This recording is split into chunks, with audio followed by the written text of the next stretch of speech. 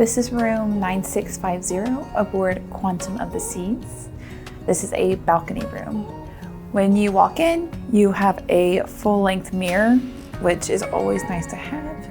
And then you have your bathroom immediately to the left, which is a very standard cruise bathroom with the tube shower, your toilet, and your sink.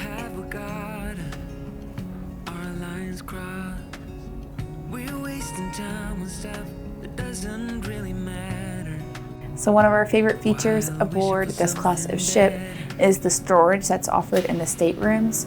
So in this room, we have these standing wardrobes flanked on either side of the couch. This offers really good additional storage, especially when you're looking at longer 7-night cruises. And a little bit different setup on the other side with the 2 drawers below, so it's a little bit shorter. And then you also have the shelves on this side.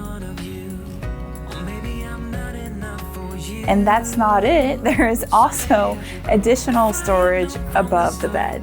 So lots of really awesome hidden, or not hidden, but ways to hide your belongings in the storage. Then here we have the one side of the bed with the bedside table and some nice reading lights, which are on both sides of the bed. And then on the other side of the bed, you do have a standard American outlet along with your bedside table. And finally, the dresser storage. So you have some additional drawers for storage. Here's the hairdryer and a brand new box of tissues. Hasn't been opened. I'm not sure if this is because the Quantum class was really built for the Asian cruising community, but here we do have a kettle. I'm not sure if this is left over from the previous guests, because it's not very standard in the States that we have kettles in our rooms.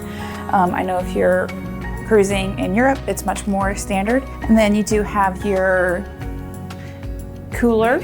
So it is cool. I wouldn't call it cold, but you can store beverages in there. And then finally we have the vanity / desk area with a European outlet, a USB. Is that USB-C? I have not seen that before on a cruise ship.